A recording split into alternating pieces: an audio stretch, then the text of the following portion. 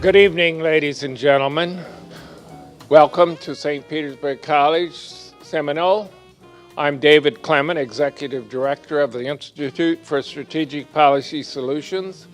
And on behalf of President Tanja Williams and Provost Mark Strickland, I extend your welcome here and hope that you have an enjoyable and educational evening. I know your program says that Provost Strickland would be giving this welcome, but he had something come up that kept him from coming, and I'm trying to fill in for him.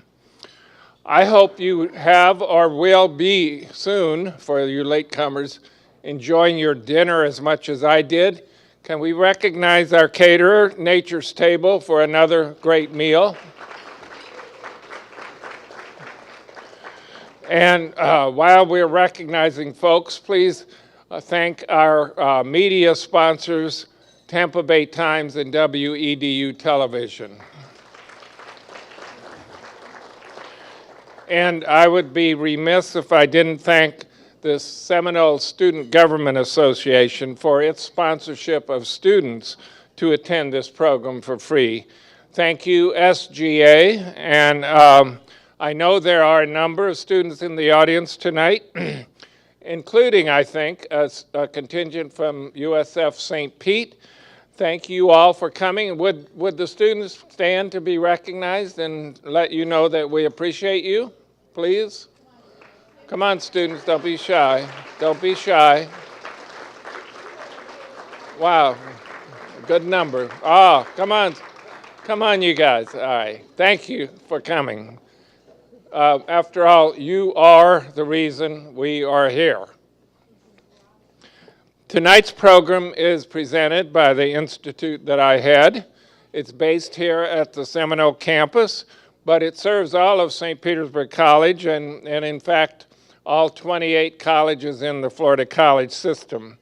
This month, we're completing our 8th year of providing thoughtful, provocative programs that address head-on the most difficult and contentious issues of the day, but in a civil setting. Let me emphasize the civil setting that we endeavor to preserve here, and so far have managed to in 8 years.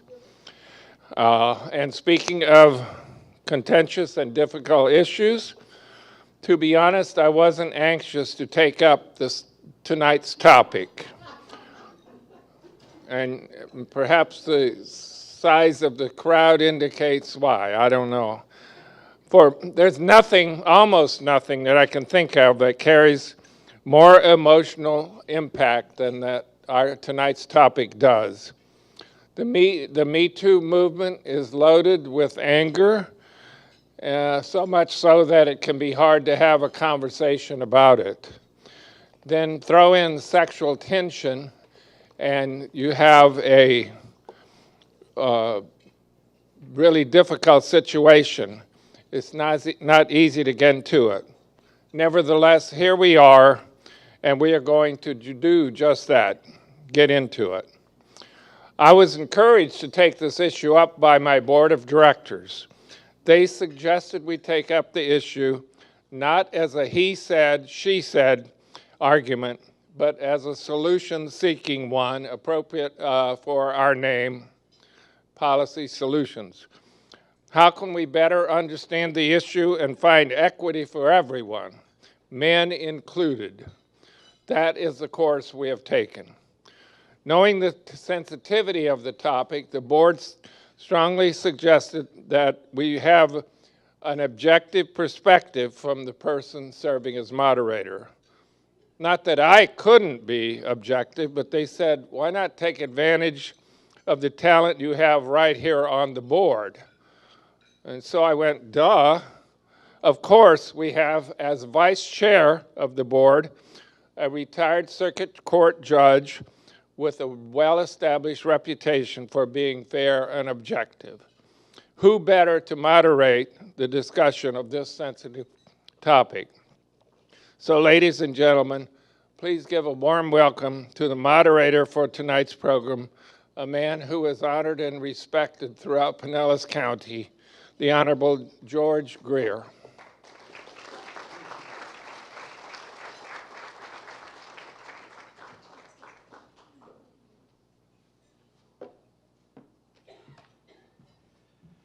Thank you, David. I'll try my very best to be objective. This is a very interesting program, and we have three excellent presenters, all coming at this from a slightly different perspective. And then at the end, we will have a discussion amongst the four of us, and then we'll open it up to questions from you folks in the audience. Our first presenter to set forth the debate and highlight women's concerns is Dr. Jill McCracken. She is an associate professor at USF St. Petersburg. Her bio is in the program, and I will not read that for you. Please give a warm welcome, if you will, to Dr. McCracken.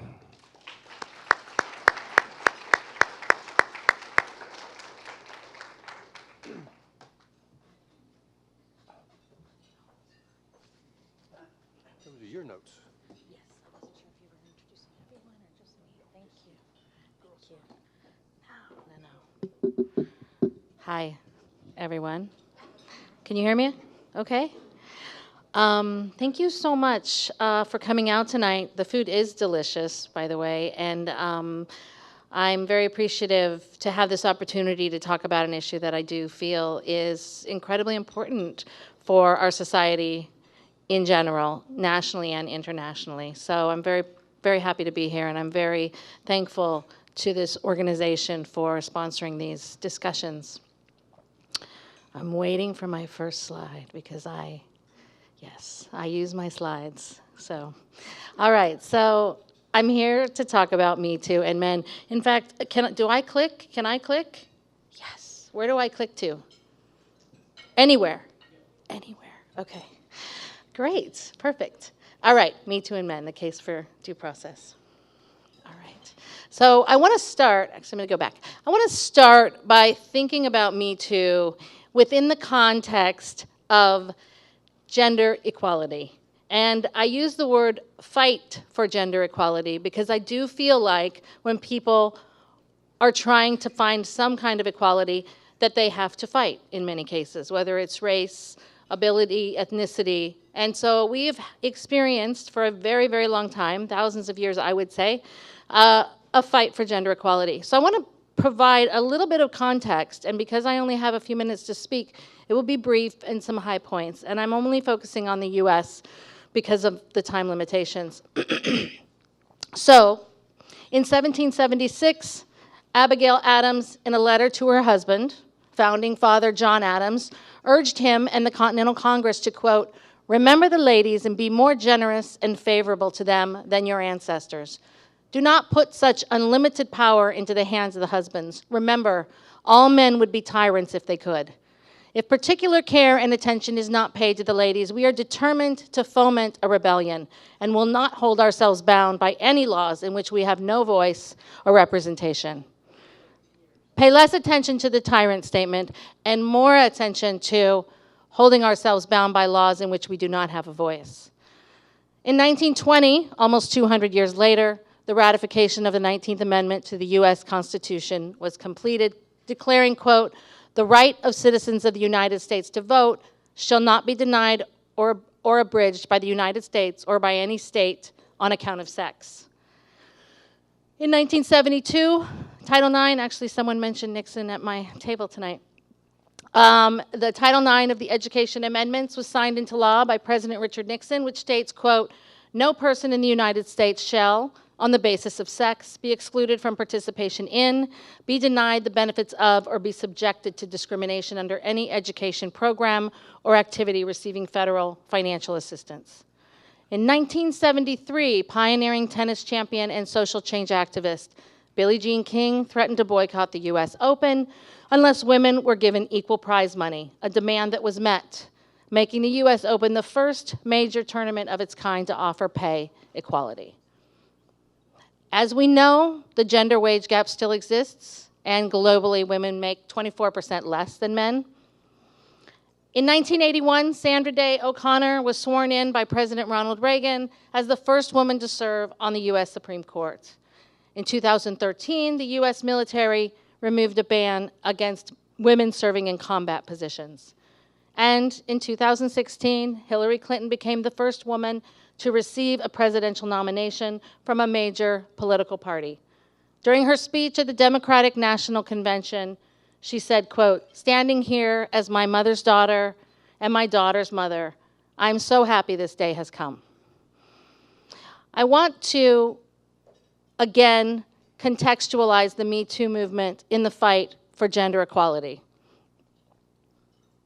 The fight for gender equality is the fight for rights, human rights. So what we've just briefly encapsulated is the right to vote, equal education, equal pay, to participate in the workforce, even the military, and to end into equal representation in Congress, the House of Representatives, the President, the US Supreme Court. Ultimately, it's the right to have power over oneself.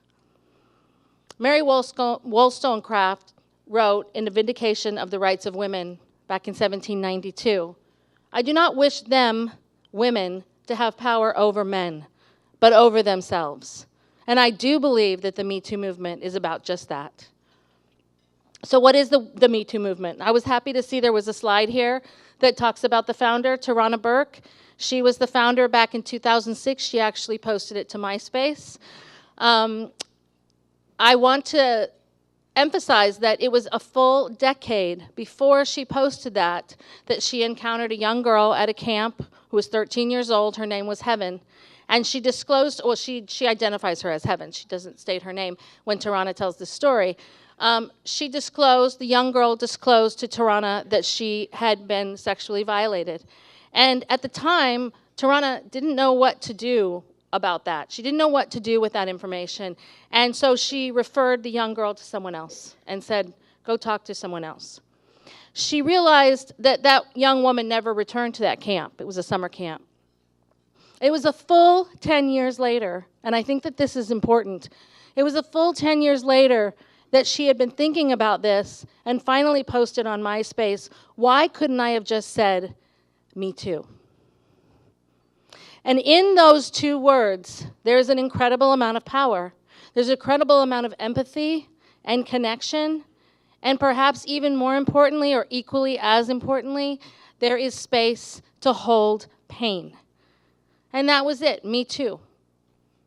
She created the Me Too movement to support survivors of sexual violence, primarily for Black and brown girls. She wanted it to be a movement of survivors supporting other survivors. She wanted community action. She wanted things to change in society. And she wanted policies and laws to support survivors. That was her goal. As she states, quote, "It's beyond a hashtag. It's the start of a larger conversation and a movement for radical community healing. Join us, Me Too." I want to let everyone know that there have been international movements in this same regard, and I don't want to shy away from that, even though I know our focus is on the US. This has been happening. In 2011, in Tunisia, Amina Shou's uploading of pictures of her topless body, inscribed by, quote, "We don't need your democracy." She deliberately parsed the word democracy to protest against the, quote, mock democracy, and also to indicate that she was prepared to die. So again, a use of social media to show her rights. In 2015 in Pakistan, hashtag Girls at Daba, they called on women to be more visible, to be out in the streets, to have tea. In 2015 in India, hashtag Pinjratad, break the locks. The students protested sexist curfew rules in university. They were told that they had to be home by their curfew in order to prevent them from experiencing sexual violence. So these women were protesting that, stating, we shouldn't have to be home by a certain curfew in order to not experience sexual violence. And in China, 2015 again, a 25-year-old woman, Li Meizi, was arrested for distributing pamphlets on sexual harassment. When she was arrested, again, social media erupted. So these events are not just happening here. Alyssa Milano absolutely made this very public. October 15th, 2017, And here is the tweet. We've seen it already. It was suggested to her by a friend. She actually didn't say Me Too in the tweet. If all women who have been sexually harassed or assaulted wrote Me Too as a status, we might give people a sense of the magnitude of the problem. So what is Me Too? As has been stated before, it came briefly after the charges against Harvey Weinstein, one of Hollywood's most successful producers. In October of 2017, it went viral, as has been stated. Twitter, Facebook, Snapchat, many other social media platforms. 4.7 million users posted more than 12 million Me Too Facebook posts, comments, and reactions within the first 24 hours. In the US, Facebook reported that 45% of users had friends who posted Me Too.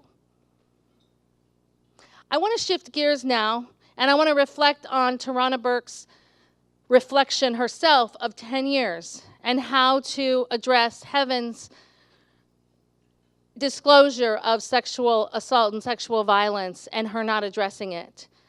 There's a huge stigma involved in our culture in talking about experiencing sexual violence. And we must recognize this, or we will never get clear on Me Too movements, but even more importantly, cultural healing. So I want to just share a few more statistics with you. According to the U.S. Department of Justice, the Office of Sex Offender Sentencing, Monitoring, Apprehending, Registering, and Trafficking, research conducted by the Center for Disease Control estimates that 1 in 6 boys and 1 in 4 girls will be sexually abused before the age of 18. Approximately 30% of sexual assault cases are reported, which means 60%, 70% go unreported. About 20 million out of 112 million women in the United States have been raped during their lifetime. And only 16% of all rapes were reported to law enforcement. Now, I realize that these numbers are tricky because we don't really know how much goes unreported, but the fact that we know that it is incredibly difficult for people to report, and the fact that this is coming from the CDC, which is a fairly credible source, I think it's important to listen to these numbers. Among college women, 12% of rapes were reported to law enforcement. 81% of women who experienced rape, stalking, or physical violence by an intimate partner reported significant short or long-term impacts. Studies of adults suggest that factors such as the relationship to the perpetrator, age at the first incident of abuse, use of physical force, severity of abuse, and demographic variables such as gender and ethnicity, all of these impact if someone is going to disclose and when someone may disclose some kind of harassment or sexual violence in particular. Rape is the most underreported crime. 63% of sexual assaults are not reported to police.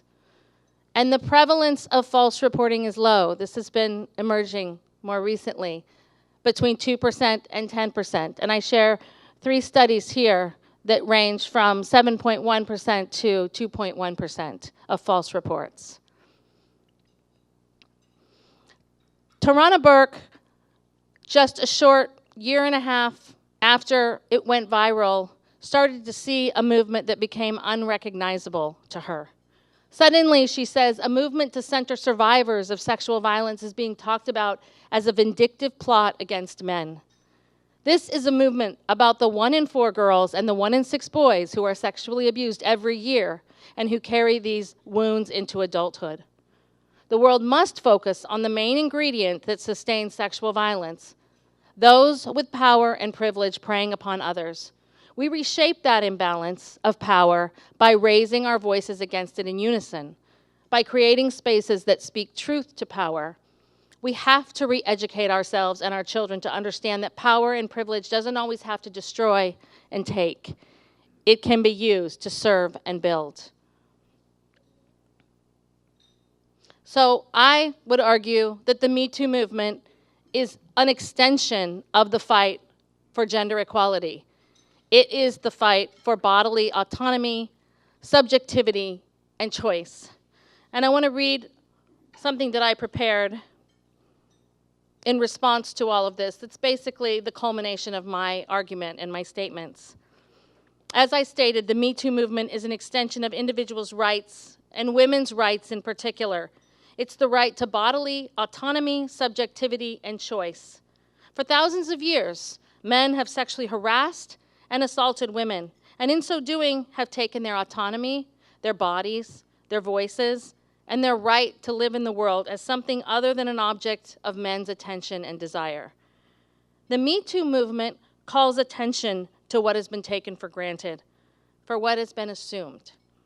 The backlash is a natural effect of living in a patriarchal system whereby the status quo, men having power over women's employment, livelihood, and even stature through their sexuality, has been disrupted. All of the powers and institutions that are at the foundation of these beliefs that men do and should have power over women's bodies as sexual beings, all of these powers are trying to move us all back to that status quo because the status quo serves powerful men. And it has been comfortable, primarily for those who have felt they have a right to women's bodies and sexuality without question. This awareness creates discomfort for everyone. Creating justice is often uncomfortable, and yet we must still strive toward it. Women, and in some cases men, and trans individuals have taken back their power in cases where an individual who often has a lot of power and social clout has abused or harassed them. And it has been because of the numbers of women, not a single woman, that these men have been exposed and in some cases prosecuted. And these women have been vilified in the process, which is why I call attention to the many, many the many, many statistics of why people wait or do not report at all. And these women have been vilified in the process until the numbers increased to the extent that there was no longer room for doubt. Women and people who speak out against these powers are still vilified, which is why people choose not to speak out. The Me Too movement creates space where this discomfort, rage, and loss can be held, and from which healing for everyone can begin. Thank you.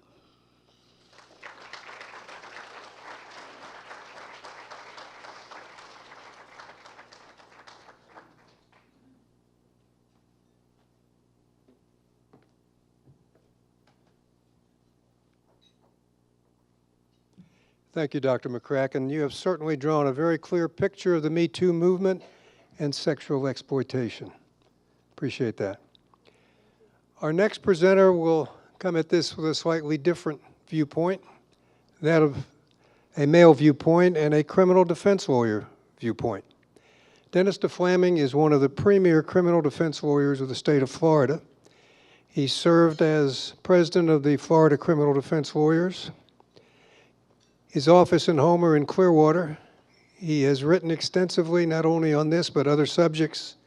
He's an adjunct professor at Stetson College of Law and a former adjunct professor at the University of South Florida.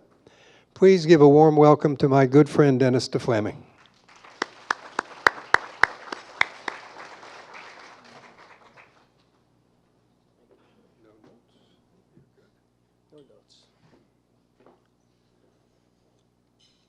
Good evening. I've not come here tonight in any way to support or condone sexual harassment or sexual assault. Everybody in this room can join with me in that condemnation. But I've come here tonight to tell you what can happen to somebody who is falsely accused of something along those natures. What it can bring to a person's life, to their reputation, to their freedom, to their family, if we don't get it right.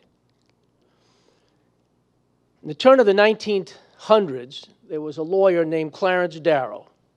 Darrow was probably the most noted lawyer of his time. He defended the Loeb-Leopold case, the thrill killing.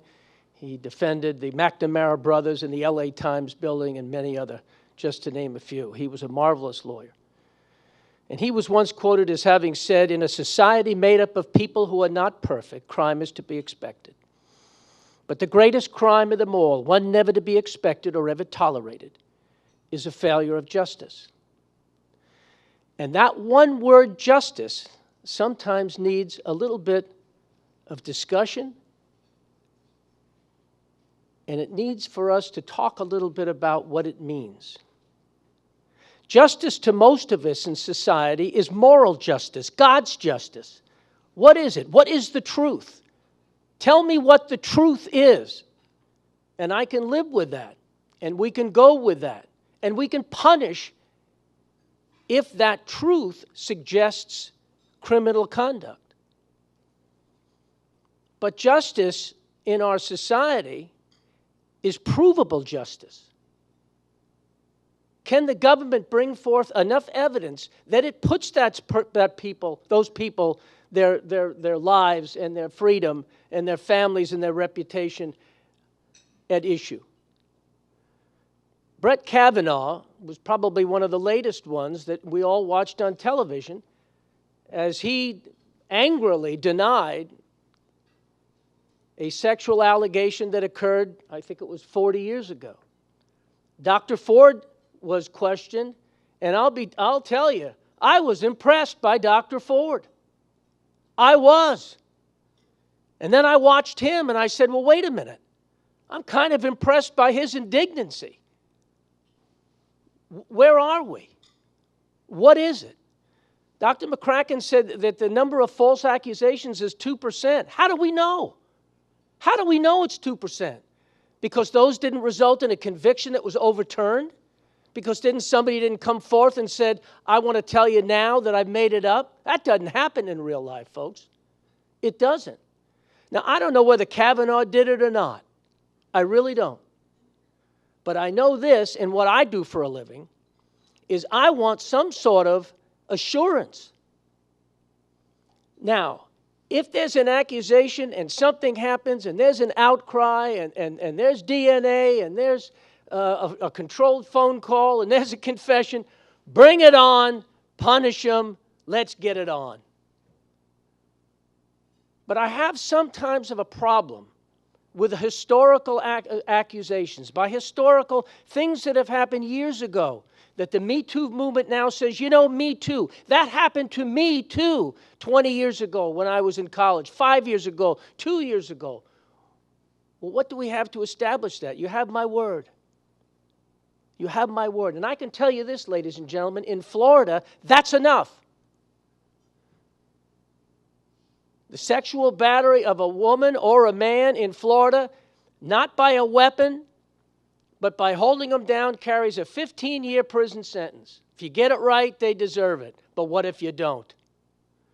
What if it becomes that, I'm telling you it happened, no, I'm telling you it didn't happen? What if that amount of time is so long that all those things that I told you are gone? They're not available to us. I have a problem with the historical accusations, and I'm not telling you I have a solution, but I'll tell you this. You put somebody's name in the paper, and they're toast. They're gone. They've lost their job. They've lost their reputation. They can't go out with their spouse in public without getting something thrown on them. Because the finger of accusation is, we know it's true because we read your name in the paper. Maybe on those kinds of cases that are lacking of any proof, what the answer would be, the newspapers have it right. They don't print the name of a sexual assault victim, as they should not. But why do they have to publish the name of the man that the accusation has been made to, where there is no evidence whatsoever other than the accusation? That might be it. And if there's enough after that and the prosecutor finds it's a prosecutable case, then fine. Put his name in the paper, put his mug shot out there, and then start taking shots at him. But I just have a problem, and I question that 2% of false accusations, because in my job, and I can tell you, and I'm not going to spend time giving you war stories, but I have seen false accusations. I have seen, I'll get them. He's left me. He's now with Mabel. Guess what? Watch this. And thank God I've caught it. Otherwise, there's going to be a long prison sentence. Now, you might say, well, how could there be a conviction like that?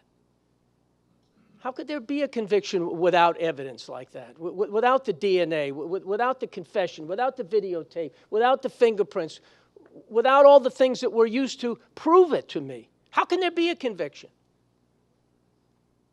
I'll tell you how there can be, and I've seen it. I'm a former prosecutor, and I've been a defense lawyer, and both for 47 years. I've seen it on both sides. And you know what the answer is? Who's a better testifier? Who's more convincing? I've had some real jerks as clients. I didn't even like them, and I'm paid to like them. And they've come in, and I go, you're about as believable, as an armadillo. And I took her deposition, and let me tell you, she is believable. She looked me in the eye, and she convinced me. I swear I didn't do it. I swear I didn't do it. Okay, fine. But when we get into court, it's going to be your word against theirs. And I've had cases like that. And I've had prosecutors rely on how good somebody can testify. And you know what almost always they fall back on, as really they should, is the detail. That people who are telling the truth give tremendous detail about what had happened. They remember it as if it was branded inside of their brains. And they remember it with such specificity that the jurors end up nodding. You're right. You're right.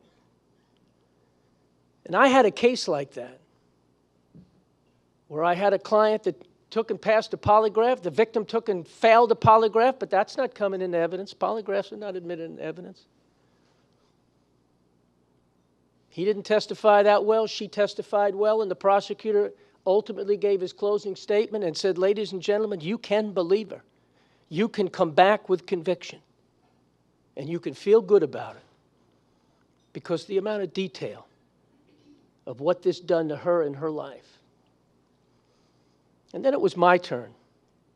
And I had to think, what do I say to tell people that without hard evidence, without corroboration, without that DNA, that these things that they say happened years ago, it's just not enough to be better at testifying.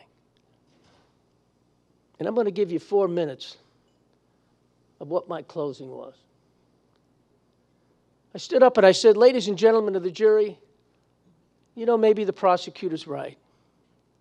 I listened to her as you listened to her, and I looked over and I looked at you and I watched you. And I saw you tilt your head, and I saw the tear coming out of your eye. I watched it. And I know that when she went through that detail, that you believed that she was talking exactly about what had happened and what it took out of her life and what it's going to take out of her life for the rest of her life. And it was that detail that I think has persuaded you, even though there's no evidence to corroborate what she says. So maybe the prosecutor is right. I remember when I was just out of college, I wanted to take a break before I went to law school. And I always wanted to go to Germany. And I wanted to see the Berlin Wall. It's something I don't know why I always wanted to do. So I went there by myself. I bought an airline ticket and I flew over to Germany. I got a train fare, and I got on a train and headed towards Berlin. And I remember sitting in one of the cars of the train, and there was a girl sitting in front of me, and I thought she was German, and I didn't speak German.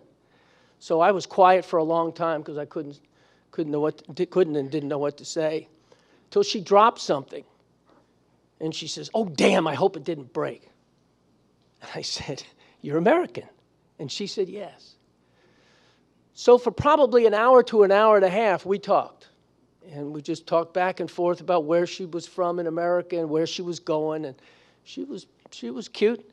And I was single, and I got her name, and I got her number, and to this day, we exchanged Christmas cards. And I remember at one point that train came to a bend in the road, or the tracks. And as we came around that track, I remember looking out of the right-hand side of that train. And there it was. This big, ugly, puttied color, foreboding wall that separated a people in their country. And we were going really fast, and I remember like some graffiti or something, and I don't know what it said, and even I couldn't probably tell you what it said if it was in German anyway. And about every 20 feet, there was like a box or a turret. It was shooting by on the top of this wall that appeared to be maybe 15 feet tall.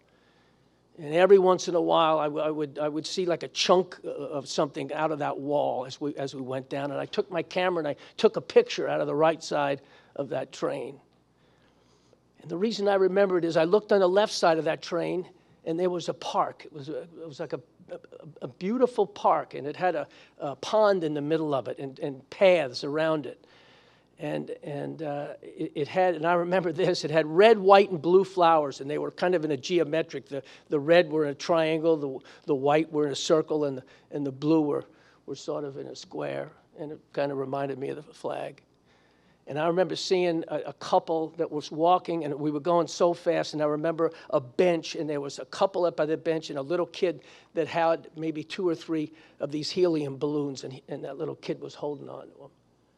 And the reason I remember that, and maybe the prosecutor is right, the reason I remember that, and that's been so many years ago, is I remember the dichotomy of that ugly, ugly, foreboding wall and the beauty of that park to separate a people.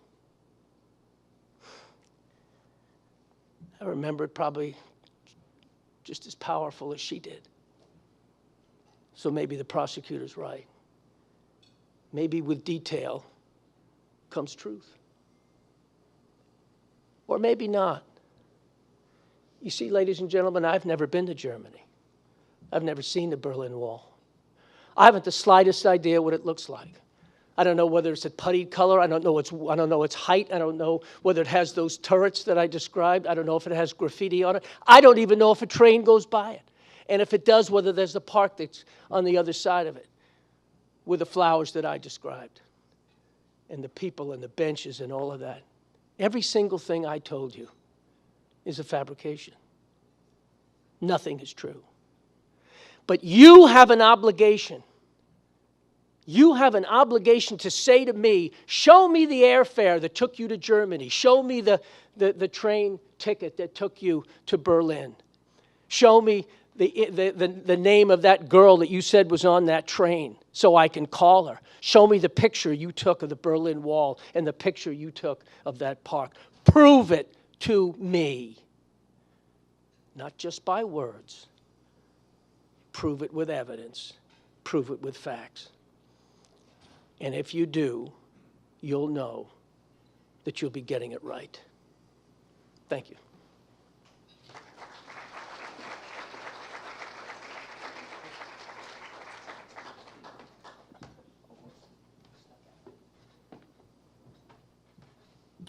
Thank you, Dennis. Proud to say he's never had to give a closing argument like that for me. But he'd be a good one. Now let's put a sociological component into this discussion about the Me Too movement. Our next speaker is Dr. David Liebrad. He is a professor and chair of the academic department of the Social and Behavioral Sciences here at St. Petersburg College. Let's give a very warm welcome to our next speaker, Dr. David.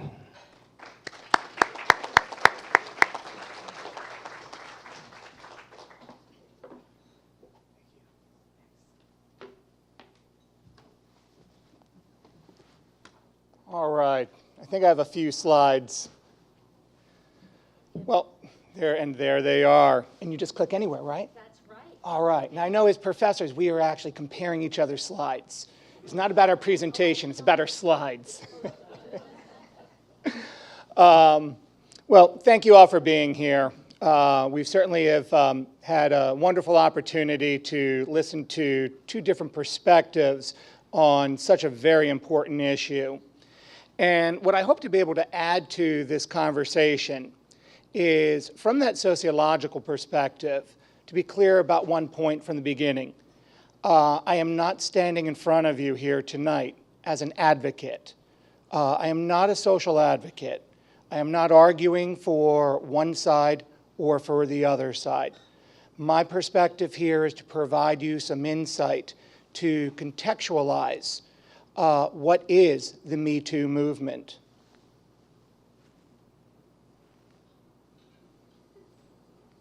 Oh, it's true. Any button. It works. Well, the Me Too movement, as Jill has shared with us, hashtag movement, social movement, somewhat of a grassroots movement. The objective of the movement, as defined by actress Alyssa Milano, the goal is to give people a sense of magnitude to the problem. From a sociological perspective, we love looking at social movements, and particularly new social movements. Which direction are they moving? How are they moving? What's going to be new about the movement? What can we predict next regarding the movement? In trying to conceptualize the Me Too movement, what we try to differentiate is what we refer to as the manifest versus the latent function of the movement. Manifest being, what is its purpose? What is the intention of this movement? What are their goals, the mission? And that, as we have heard, is quite clear and apparent: to bring a voice to sexual harassment and to sexual assault, to allow women, men who have been assaulted, harassed, to share their story and to become part of that dialogue. Very clear manifest element. Now, I will also add, as we heard from Dennis as well, the notion of a story, my story. Let me tell you my story. There is an element of subjectivity to that. Our perspectives with a single given event can differ. I'll tell you, when I give an exam in class for 60 minutes, it is the longest 60 minutes in my life. All I get to do is hope and pray one of them cheats, just to create a little something to do. Otherwise, you're just watching them. Are they cheating? Are they cheating? But yet I will see students in 58 minutes look at the clock, and you would think they were in a time machine. Just amazed how quick that time went. We can share the same time together. We can share the same experience, but there is a subjective element to it.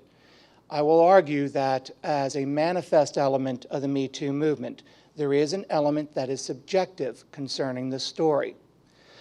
But as sociologists, what we are also keenly interested in being to take note of are what we refer to as the latent functions, the unintended little consequences. And I heard some of this in our two presenters. Jill noting, try to capture a brief little quote from Burke, a vindictive plot against men. I would argue that is not a manifest element of the Me Too movement. We may look at that quote in the context of a potential latent element of the Me Too movement, a secondary, unintentional component. For instance, this hashtag movement, in fact, represents a grassroots movement. As Jill presented, it is a global movement. We may have names like Milano, Burke, to identify as leaders, those who are trudging in the forefront of the movement, but we don't have a leader of the movement. If I were here tonight to talk about the Southern Christian Leadership Conference and the Civil Rights Movement in the 1960s, I would identify Dr. Martin Luther King as the leader of the SCLC. We had identified leaders. It's difficult with the Me Too movement when we do hear them representing in the media, and I have a photograph here taken probably more than 2 weeks, less than 3 weeks ago, in other words, very recently. A statue in Sarasota depicting the iconic picture noting the end of World War II, where an American soldier, sailor, is grabbing a nurse on the street in an embrace. Now, you can research the same YouTube clips regarding the cable news networks. You know, once the graffiti occurred, depicted there are George and Greta. Those are the two individuals depicted in the statue. When Greg passed away quite recently, George, I'm sorry, just passed away quite recently, following morning, the statue had the following graffiti on it, #MeToo in pink. Now, the talking heads on cable news, you can research this. One, speaking for the Me Too movement, indicated that this is an issue concerning the means and the ends. This is a statue representing a sexual assault. We have a right to be outraged about it. But graffiti, vandalism, maybe that's not the appropriate expression. Yet on another channel, another talking head representing the Me Too movement essentially said, yes, that is a statue depicting a sexual assault. And the only problem with the vandal is they didn't go far enough. It ought to have been reduced to debris, to rubble. The problem is, who is on the fringe? Who is one of our outliers?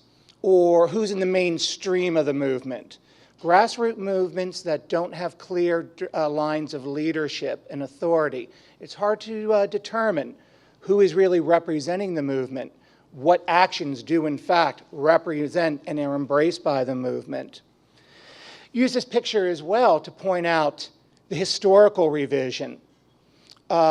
George, roughly about 19 at the time, in a movie theater in New York with his fiancée. The movie is stopped. The announcement is made, the war has ended. They rush out into the streets. He sees a nurse in uniform, grabs her, throws her into an embrace. Is it a sexual assault? Well, Greta had actually passed away several years ago, but had been asked the question. She said no.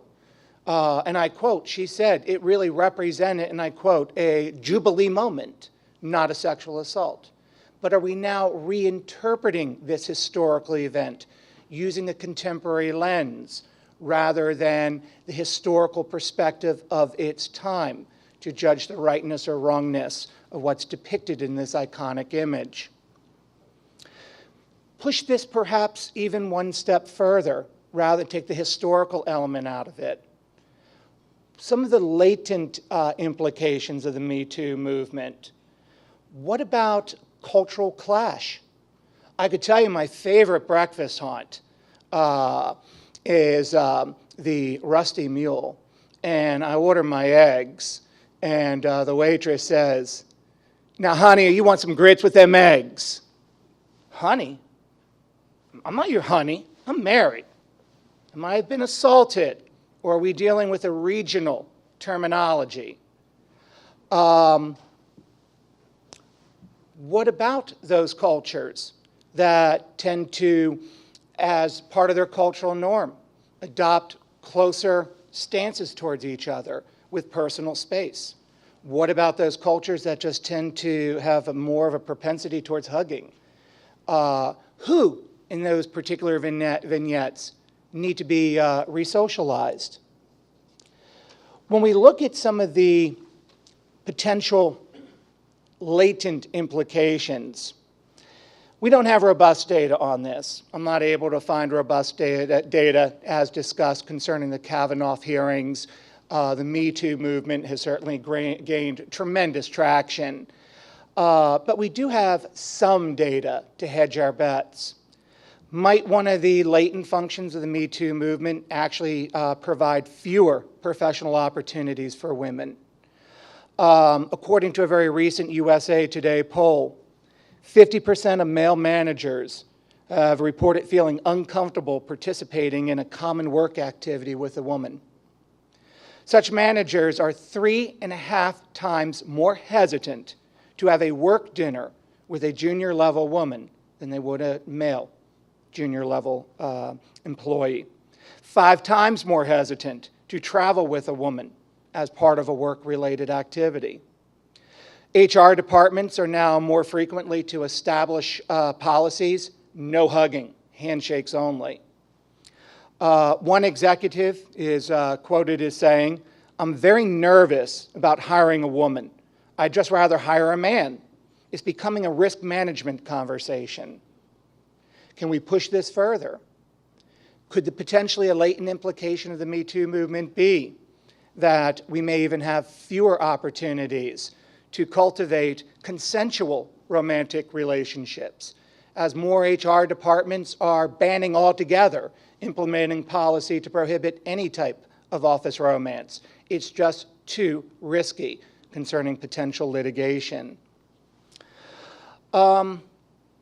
Another potential latent function of the Me Too movement might also be some of the revision of our curriculum in colleges, college life. In a very recent book, The Coddling of the American Mind, the authors address how Harvard Law School has had to grapple with challenges of covering curriculum in a law class regarding the legalities of rape, because one student was offended. That created a hostile environment. As an instructor who routinely teaches courses in abnormal psychology, I have thought carefully about this. I have edited, pruned some of my presentations. I mean, a part of required curriculum in abnormal psychology is to cover a chapter on sexual dysfunctions. We talk about actions that are repugnant. We talk about behaviors that could be absolutely offensive to some, may range. Some students are upset when we talk about topics such as transvestism. All students seem to be quite upset when we talk about topics like pedophilia. This is part of the curriculum. But where's the line between feeling repulsed and feeling offended? I myself become more concerned where those lines get blurred, and the interpretation is I'm now creating a hostile, sexually hostile environment in my classroom. I'll wind down and end on this point, and my latter point is more of a speculative idea, speculative point. You know, the Me Too movement is charged with the objective, manifest objective of trying to ameliorate incidents of sexual harassment, sexual assault by bringing a voice, by bringing the story forward. My concern is we might see the floodgate loosened in more cases as a result. One concern I have is actually with our current generation, those 19-year-olds in my classroom right now, that we are looking at a generation. I know we have I don't know what letter of the alphabet. I call them iGeners. I like that term, the I generation. They were the ones that were first put at that formidable age with the smartphone in their hand, who I'm always so scared when I see them crossing the street because they're looking at it and so is the driver in the car, and there's going to be something's going to happen. But this is a generation that is very cautious. I see 19-year-olds who still get dropped off and picked up by parents, not because they don't have a car. It's too scary to drive a car. They have a lot of fear. They are a generation that is less likely than any other to actually experiment with underage drinking while in high school. They're more likely than their previous generations to actually wear a seatbelt. But they are also a generation that is abstaining from engaging in significant relationships, as well as, I forgot to close my slide, as well as sexual relationships. When we talk about the idea of sexual development, sexually maturing into an adult is a challenging experience as one grapples with the tsunami of feelings and attempt to make some sense out of it. And ending on this point, a possible speculative latent function without clear guidance to define, such as evidence, to define what constitutes harassment, what constitutes assault, will more emphasis be placed on subjective feelings that have potentially differing points of view. And I think we'll actually see more of these conversations taking place as our current generation matures. But I thank you for your time.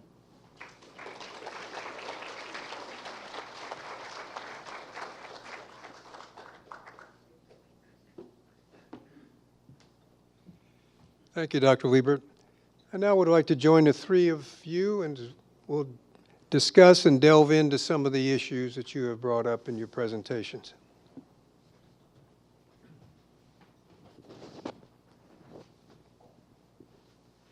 The title of our program talks about a case for due process. And that normally is something we deal with in the criminal justice system. But so many of these cases, due to the lapse of time, statute of limitations, and so forth, there is no criminal trial. It's just the court of public opinion.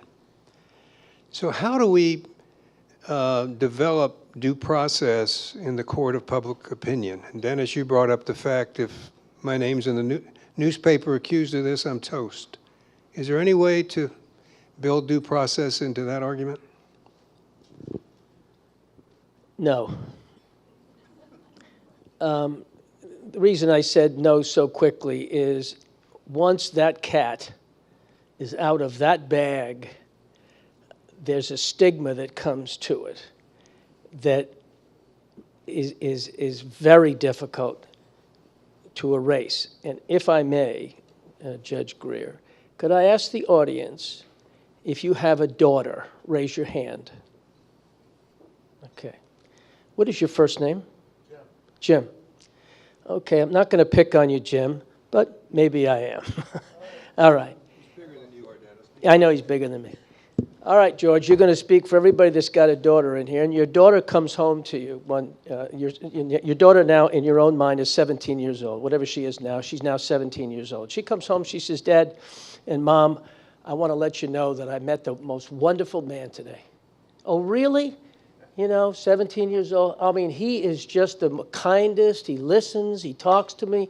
He looks in my eyes. He is a find. I just love him. We're going to go to the movie theater this Saturday. And you say, gee, that's wonderful, honey. Tell me a little more about him.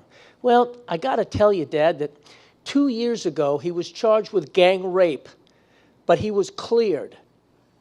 Now, Jim, would you want to meet him before she goes to the movies?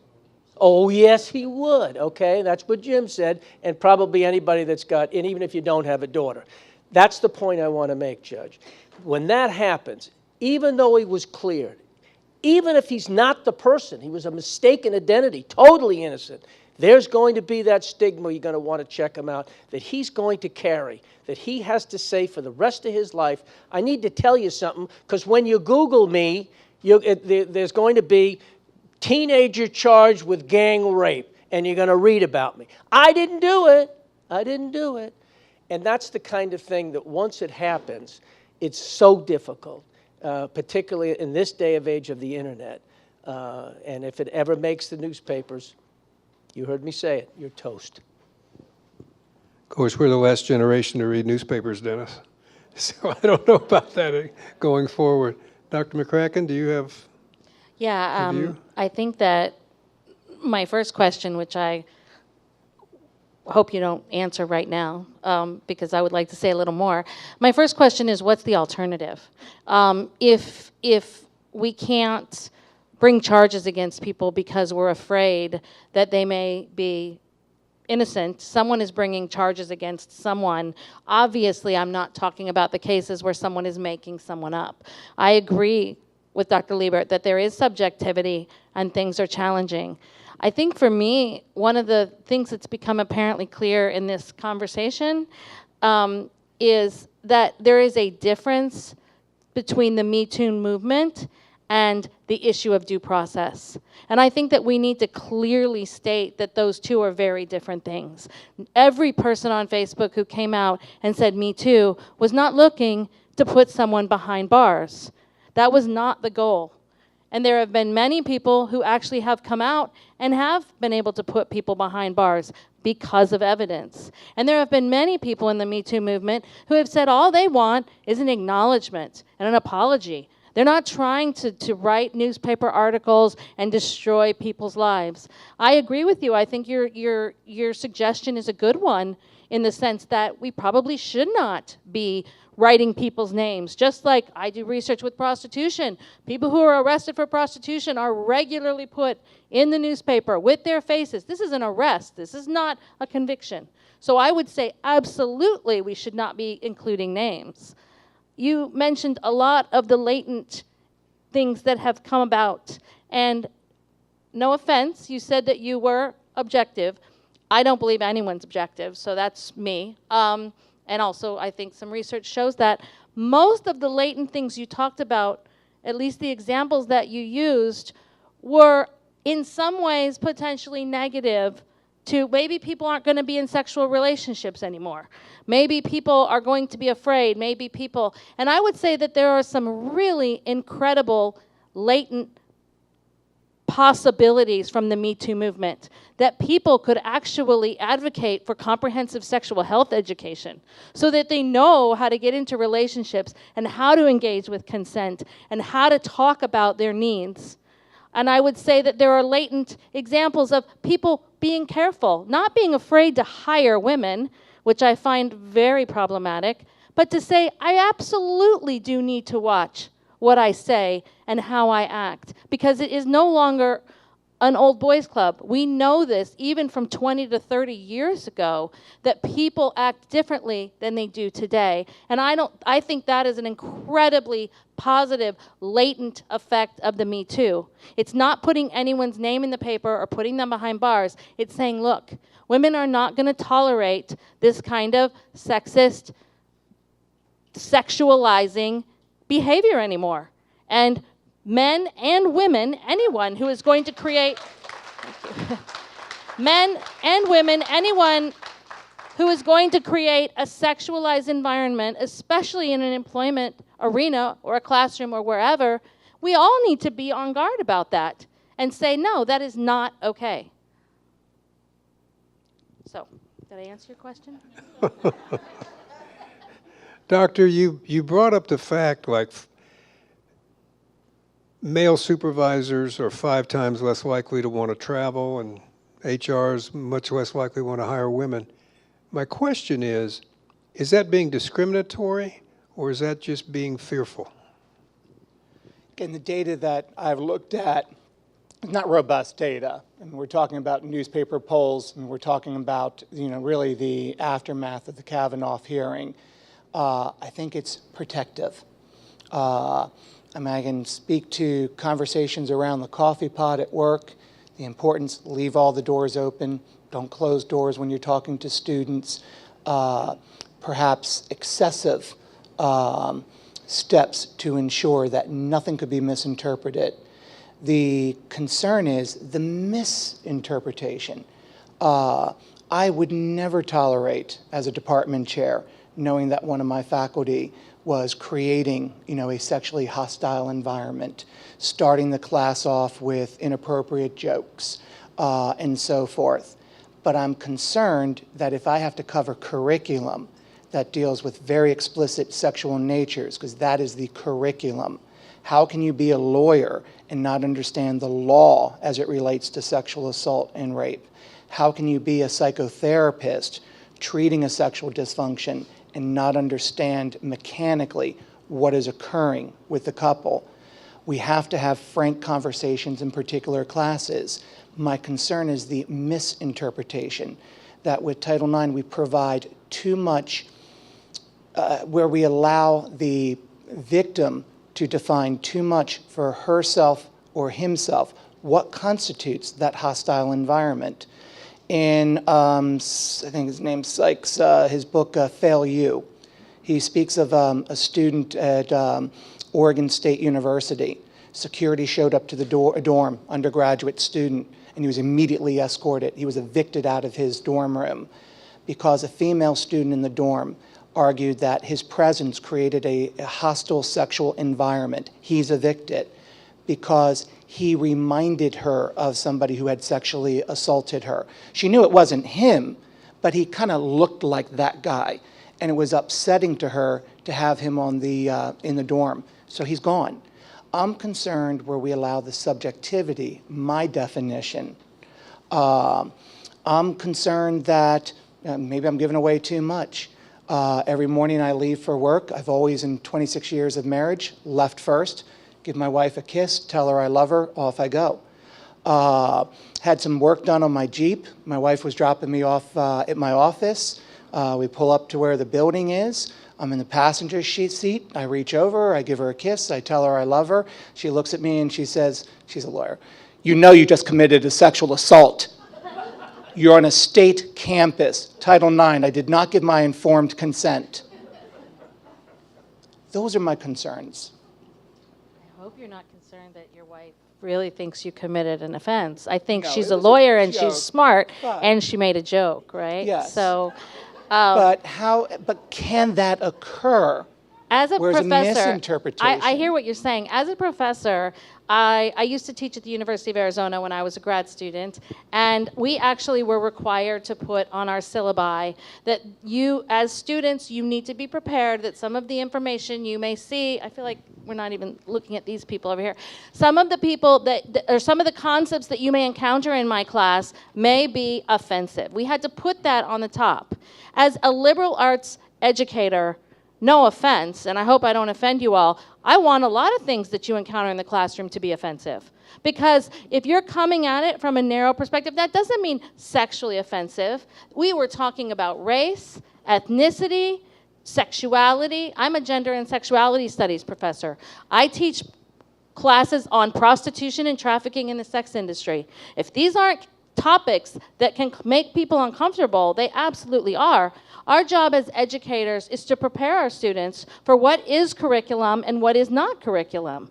And social development is curriculum that's related to gender and sexuality. And so that's our job. I don't think that students should be or are allowed, knock on wood, I haven't encountered it, to say that because we're talking about curriculum, that is an uncomfortable environment for them. It has occurred, though. It's unfortunate. It occurred to me once in my university, and I will be honest, I actually played the, I can't say it. A very explicitly sexual song to try to get my graduate students to be aware of their own context. I'll tell you later if you want another song. And one of my students wrote a letter to the chancellor and went all the way down. I didn't know until the next day when my department chair came in and said, "Jill, there's a problem." And then I found out that my dean wrote the student back and said, "There's a process. If you're in graduate school, and this is a class that's about ethics and about your ethical response. If you have an issue, there is a process that you go through." And I felt very good that I was backed in that way. And I did explain to my students we were going to be dealing with difficult issues. So I would not want to err on the side of saying that we have to change our curriculum because of Me Too. Only in the sense that we would talk about it as something that has actually empowered people to come forward. Not in the sense of everyone's going to go behind bars, but in a sense of we need to be able to talk about these issues because they're challenging and we don't understand them. Sorry, I'm lecturing. That's what professors do, Doctor. That's right, I know. Sidebar, if you will. My wife and I are both huggers. Have been since I've known her. We've been married 33 years, 34 June 9th, if I'm lucky. In this day and age, is that problematic?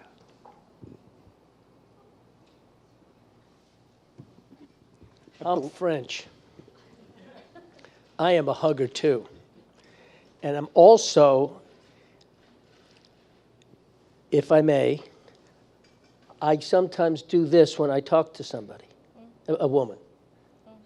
You know, I mean, but I will touch their arm, or I will, just, touch their forearm. Just women? No, probably, yeah, no, probably more so. I might grab a man's shoulder or something like that. But it would be both. But I find myself probably more so for some reason, but a woman. But I'm 71 years old. I mean, I remember the times in New York, I'd go into a 5 and 10 cent store, if you all remember what 5 and 10 cent stores were, right? And I would see a little girl in her Easter dress. And I'd say, honey, that's the cutest dress I've ever seen. You are just adorable. You know what I am now? If I were to, you're right, I'm a dirty old man if I say that. And you know what? That's a shame. I'm sorry, I think that's a shame that I cannot pay a compliment to a little girl in a cute Easter dress. Now you might say what I just did was offensive. Now, if you're a stranger, I'm not going to do that, don't get me wrong. But if you were, I mean, I've known Pat and George for longer than they've been married, right? But Since you had dark hair and I had hair. Yeah, since I had dark hair. But I might have done that to Pat tonight, and talked to her. Now, is that inappropriate? I think that as you have said, I think it's all about the relationship, right? If you didn't know me, which you really don't know me, but we've had a conversation, then I also think that there's this really interesting, if you haven't seen it, the Gillette Best You Can Be. There's a place in that is trying to conquer some of these ideas that are toxic masculinity or problematic masculinity. If you're here to say, well, what you really meant to say was, that's incredibly offensive. Yeah, okay. Now, if you said, well, now, what we could talk about, and then I'm a rhetorician, right? I analyze language, which includes body language, which includes tone. So I would disagree with you if my daughter was 3 years old and she was dressed in her little cute little outfit and you came in and said, honey, you're so cute. I would not think that is a dirty old man. If you tried to touch her, if you tried to take her, if you tried to do anything else, obviously I would be concerned. But no, people, men and women can still compliment young people and not be considered. It has a lot to do with hugging. I've actually noticed a lot lately, and it's so interesting to me. I even commented on it. People will come up and talk to you and they'll say, can I hug you? Yes. Okay. I mean, that's not that big of a deal, right? Like, we just met. Can I hug you? Yes. Fine. What if they just hug you? What if they just hug you? I think that if I pull back, then they should notice that there's body language. I certainly wouldn't call it an assault. If they hugged me and they rubbed up against me, that's a totally different thing. And we all know that. We're not ignorant when it comes to those things. I'm sorry that you feel that way about the little girl, because I just don't think that's the reality. I'll go on the record. I like hugs. I like hugs too. Mostly from women, though, I'll bet. I think the question is a good one that I asked you, and I did ask it really honestly. I wasn't trying to call you out. I think that we are, and you said you're 71. I think we do have a tendency to touch women more than men. And that has to do with homophobia, right? Well, would I touch him the same way I would touch you? And it also just has to do with, I feel like, this sort of oversight of it's okay for me to touch, but I wouldn't touch him. So I think that's built into our system. I'm not saying it's problematic. I'm saying that paying attention to it is really valuable. And that's what we have an opportunity to do with the Me Too movement. Pay attention. Not be afraid of everything. Talk about it. You know what? If I could, George. I was on vacation not too long ago, and it was a bunch of guys, and we were talking somewhere around this subject. And I said something to them, and I'm going to say it to you. And if you stop and think about it, or in the future you look at it, you're going to go, holy smokes, I never thought about this. What made me think about it, I watched a sporting event where a woman was coming down a line, and men were coming down a line to either shake hands of the athletes or hug them, whatever, they go contestants. But if you stop and think about it, women, when they hug, okay? If you ever look at a man when he hugs, he'll pat the back. He will pat the back of the man. You watch it now that you say it, and you watch on TV. Now, I don't know why that happens. Maybe it has to do with when a man hugs a man, there's some aspect of homophobia where they pat, where a woman doesn't have that type of feeling. But if you take a look at that, and you'll see when a man hugs another man, there's going to be a pat on the back, It's different. Thank you. I never noticed that, but I'll look for I it. didn't think you did. I would say I actually have been hugged by women who are very standoffish. I don't think that's a gendered thing. I think that women are probably encouraged to be more connected in that way, but I wouldn't say that all women. This was something that was on my sheet, and I'd never heard this phrase before, of regrettable consent, Buyer's remorse? sort of. And my question is, to what extent does that play into the Me Too movement? That when a person, thinking back, says, I made a mistake, I should never have consented, does that ever manifest itself? Is that what you're talking about in terms of regrettable consent? Is that what you said, the term? Well, it was on our sheet, Doctor, in quotes. Okay. I had never seen that phrase before, but I understand what it means. I just wanted to make sure I understood how you defined it. I don't know if we all got the same sheets of paper, but I would say that that would absolutely be problematic. I think that to try to, if you knew that you consented and you regret it later, right?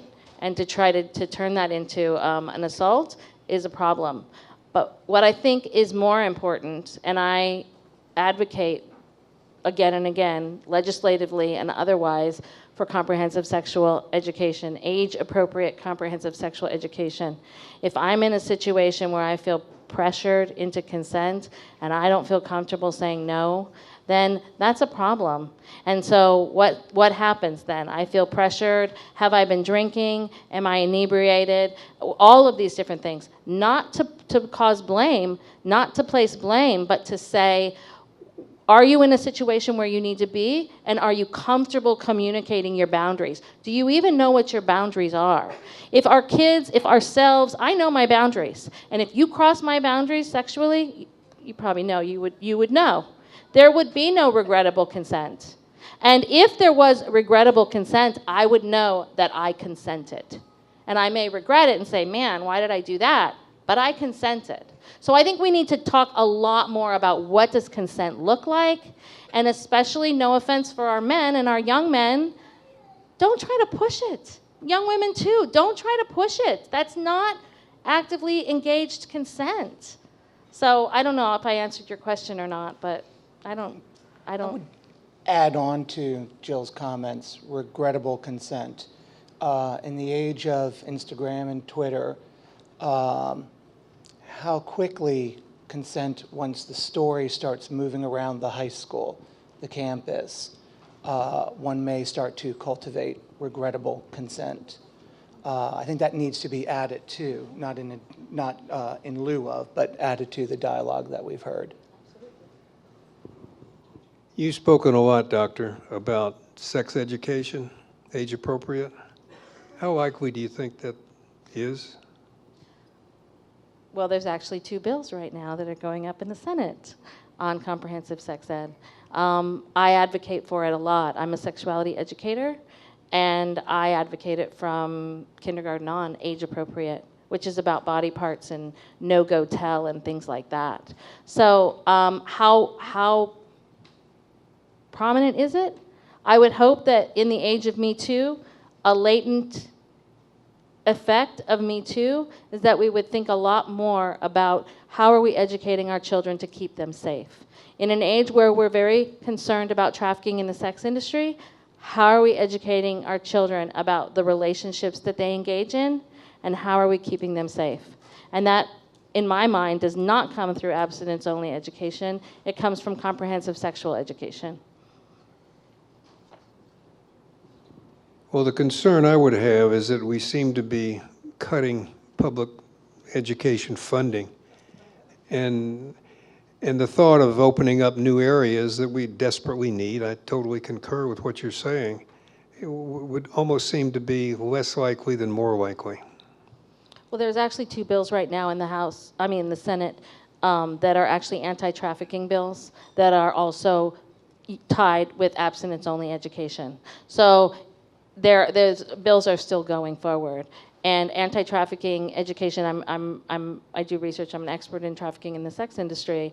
I've been researching it for 15 years, and we want to tie certain things to certain things. And what I'm saying is I feel like with the Me Too movement, to stay on focus here, comprehensive sexual education does a lot more than teach us about contraception and keeping ourselves safe and STIs. It teaches us about boundaries, it teaches us about consent, it teaches us about what our values are and how we want to make choices. And all of that is directly connected to Me Too.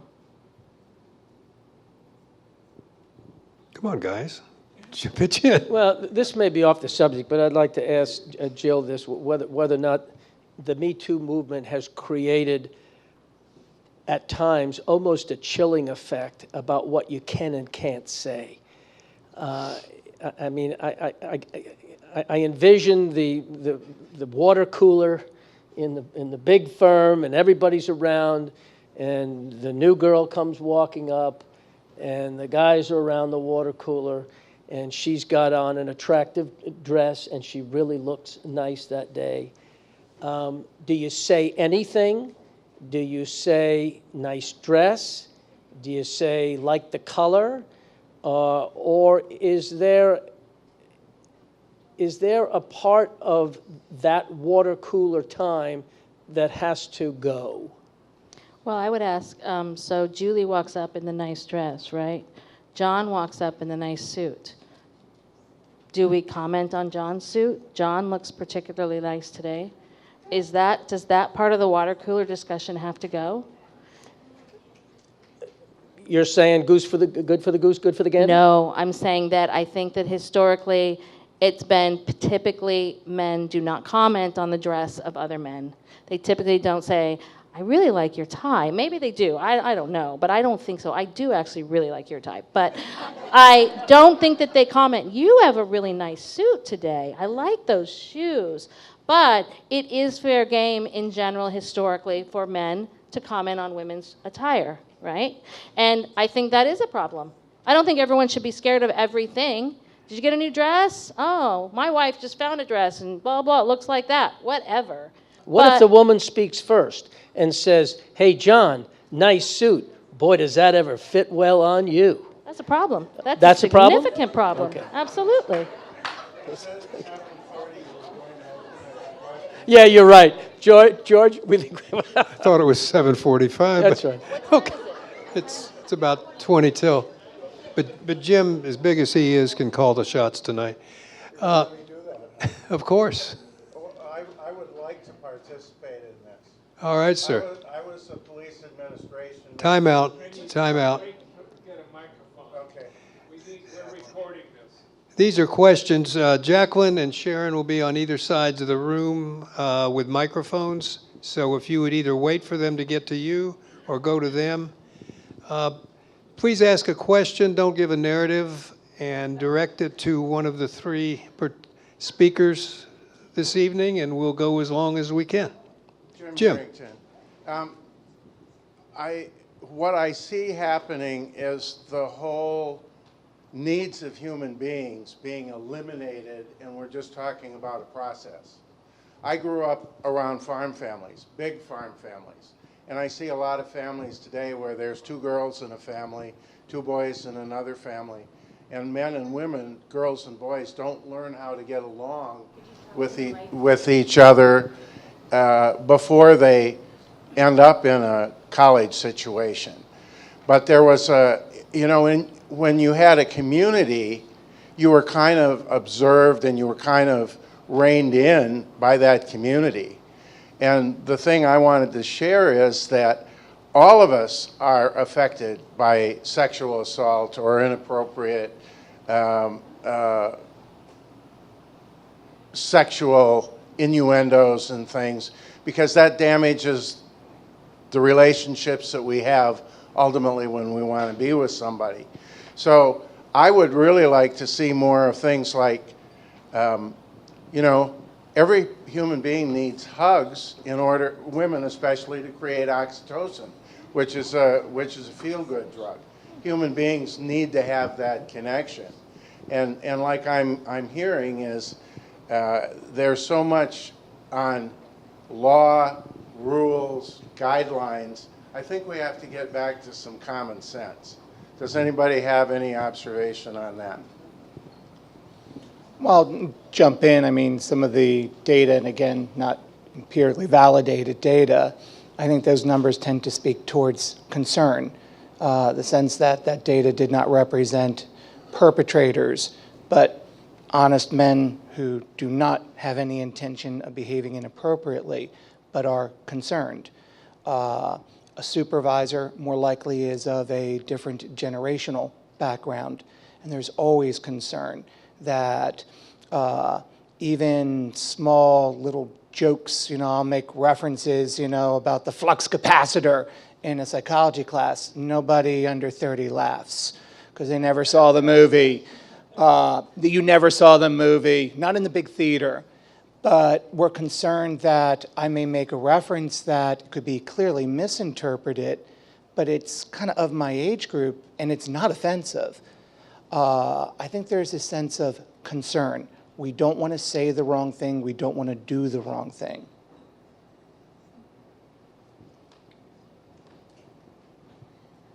Hi. I don't know if I have a question or a comment. I guess the question is, how can you compare a woman being raped to a trip to Germany and seeing a garden? I mean, I think that's so insensitive, and I think white men eventually will catch up with the Me Too movement, just like you have with other movements of minorities or people you think are minorities.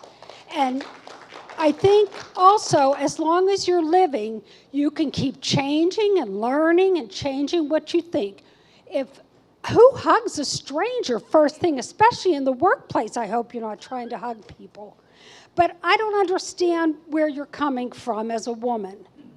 I mean, the whole thing about treating rape, and Brett Kavanaugh and Donald Trump certainly weren't stymied by getting their names in the paper for raping or sexually assaulting women. They got in the Supreme Court and in the President of the United States. So not all men get stymied because their name gets in the paper. So I think you're using little antidotes of things instead of looking at the big picture. Women for years have tolerated men abusing them. That's the bottom line of Me Too. It doesn't, just treat women as people. I don't understand this, but you will catch up eventually, like you always do.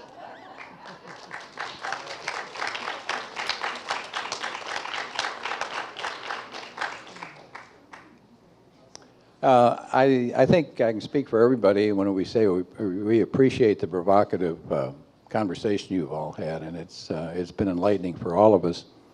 I do think maybe Lisa's been a little outnumbered somehow or another, but as far as the attorney is concerned, Dennis DeFlaming, I think a defense attorney, especially a criminal defense attorney's main job is to create doubt.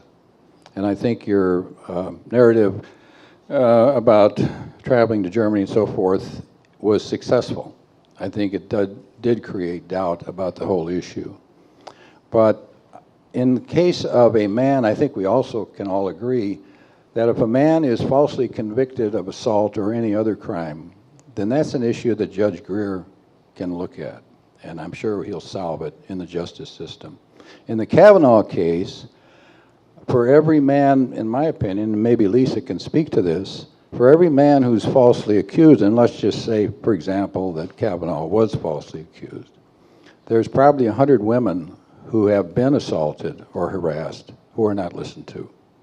So in that term, in those terms, maybe it's something culturally that we have to accept and then learn from. I think you were referring to me. My name's sorry. My name is Jill, but I think that's okay. I think that I would never say that Kavanaugh, if he were wrongly accused, takes the place of those hundreds of other people who were never able to be accused. I would never say that. I think that Kavanaugh's statement, even outside of the accusers that he faced, Ford was vilified, absolutely vilified. I do not believe Kavanaugh was. So I would never put those two together. I think that it is a process of becoming more aware of the fact, as you so eloquently spoke. I too had a very visceral reaction in my body when I realized that you had told that story as a falsity and that you were making a point in relationship to the details. Ford actually had quite a few details about what was said after the assault and what had happened. She may not have known what day it was, what time, where she was, but she had a lot of details. So I found that also problematic. Ultimately, I just want to say that I think the Me Too movement is not about vilifying men. It's about creating a conversation where we all can learn how to treat each other as equals, which is what we need to be. Tag on to that comment. Perhaps this is a bit of the larger political bomb. But back to the Kavanaugh hearing and Dr. Ford, what I didn't hear discussed much, and sadly we have good, robust research on this, memory is very flawed. Now it's the psychology teacher in me talking, the psychotherapist. You look at research from folks like Elizabeth Loftus. I could get 25% of you to have a clear, vivid, detailed memory of being lost in the mall as a child, assuming it never happened. I can do that. It's easy to implant a false memory. We know this in psychology. We have robust research in this in psychology. I didn't really hear any of those questions asked. Perhaps I didn't follow it closely enough, but I actually kind of DVR'd some of those hearings. I didn't hear any questions asked as to whether the memory came out during her therapy. We know how fragile memory and false memory is under hypnosis. I don't know if that was the instance, for example. I never heard the word or questioned some of the questions we would ask forensically about the construction of false memory. I wonder in part if the questions weren't asked because of the political concerns of ever questioning anyone's memory on an adverse event. I would say that the Kavanaugh situation was problematic because it became a partisan issue. And that was really the downfall of the Kavanaugh situation in general. Thank you. The viral nature and uncensored nature of social movements in the digital age really does allow exponentially greater numbers of people to participate. And this is something that's really very recent. It's something we're not used to yet. Alleged crimes cover a broad spectrum. Insurance companies will prosper when they bring their victims to their knees. Jim Crow has demonstrated that many innocent people can be, I'm getting there, thank you, can be tried and convicted in the court of public opinion. Fear, rightly based on empirical evidence, prohibits many victims of many crimes from coming forward. In my opinion, perhaps Me Too is an attempt to address the fear of sharing the truth and building a better way to due process. I would like your thoughts on that. I would agree with you. I appreciate the question and the thoughtful way that you approached it. I think that Me Too is an opportunity for all of us to think about our relationships and what's okay and what's not okay. It also requires us to think about how, as I tried to explain historically, how we have treated and continue to treat women as objects, as subjects of men's desire. This is not always explicitly stated. It's what happens at the water cooler and what people are afraid of, but it's absolutely there. And so hopefully Me Too does shed light on that and allows us to have conversations that I like, that are less confrontational and are more about learning from each other. But ultimately, I would say that the goal is to create more rights for women and people who have been harmed in sexual ways by people with more power.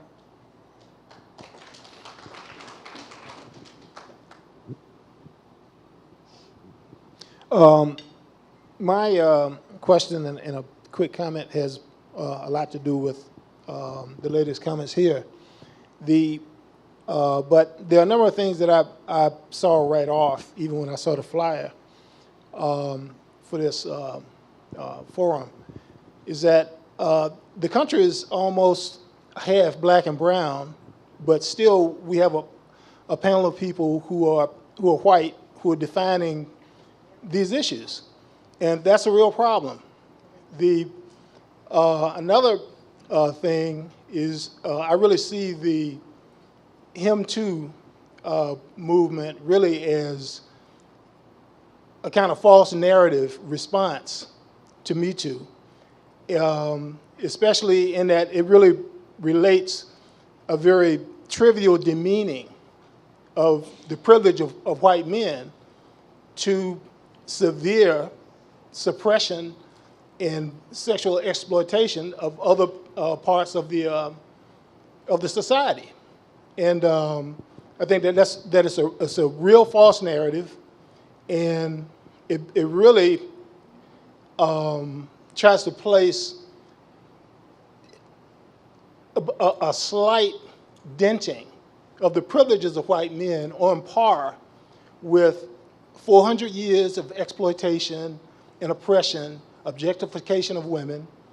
And I also think that the conversation has lacked a real discussion about race. You can't talk about sex in this country and not discuss race. Race, and specifically black men. Black women are the doormats of this society. You can't discuss sexual assault without an in-depth discussion of the sexual exploitation of black women. And that hasn't occurred, and it continuously doesn't. And what does continuously occur is the definition, the total defining and description and manipulation of public narratives by panels of white men. And this panel exhibits a lot of that on its own.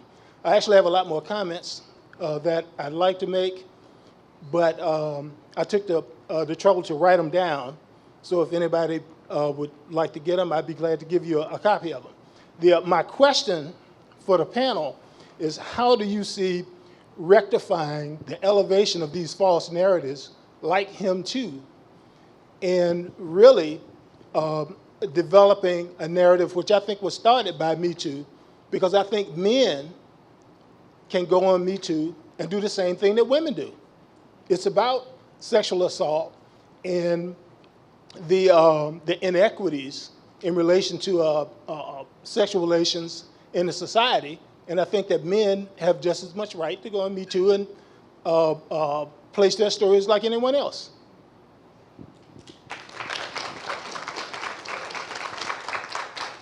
Well, by the last couple of words you said,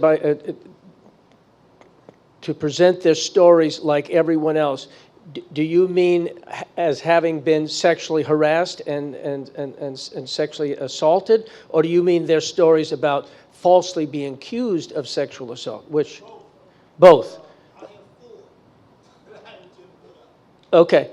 All right, so both. In other words, you feel as if a man has a right to be heard as well in that respect. Okay, well. But I also think that it's part of the false narrative to have white men still in control of the country and to sit in judgment of themselves and try to call that, and to call for due process when they actually control the process. Absolutely. Absolutely. I think if there is one benefit from this movement, it is, and this sounds trivial, it is bringing the issue to the forefront that now it can be talked about. I think, I've been on this planet for 71 years, as I indicated before, and I think there was a time when young women didn't talk about it.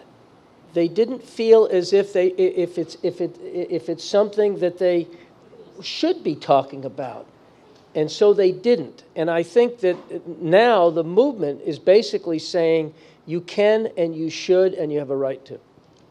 I think they're still not talking about it enough. Enough. Okay, well, that's the movement. And I would really hope that you would think that more than one thing was good about the Me Too movement. Well, that was one of the main things.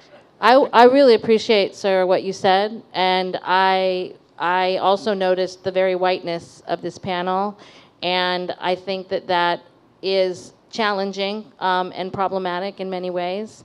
I also wanted to, and I didn't do it justice, so I appreciate you calling us out on that, wanted to talk about the roots and the fact that Tarana Burke was creating this movement for black and brown girls. And that has primarily gotten lost in the viralization of this movement. And that is incredibly problematic because race absolutely impacts our understanding about sexuality.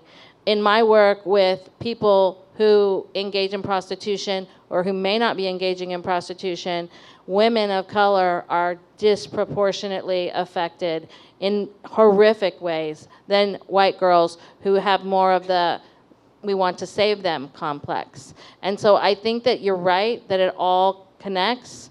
I think that we definitely need to be paying more attention to race in relationship to sexuality, and I'm definitely going to spend more time thinking about it. I know that's probably not a good enough answer, but I appreciate what you have to say, and I would like to see your notes. I really think that it was a good answer, but I think it was inadequate in a number of ways. In part, because what has happened with Me Too, in spite of its origins, what it was initially founded for, and things should be expansive and be able to include others. But what happened to Me Too is the same thing that happened to the blues and the rock and roll and a number of other things. It was actually co-opted by essentially white women. And just as the women's suffrage movement kicked black women out, a story that's not usually told, kicked black women out and really got the suffrage vote for themselves. This has happened over and over and over again. The civil rights movement in the 60s was literally piggybacked by other social groups, and those groups now really have achieved a level of rights recognition in a society that black folks haven't even gotten to yet. I mean, basically hitched a ride. And I think that this pattern is easily recognizable, but rarely called out. And I think it needs to be done more often. Thank you for doing that.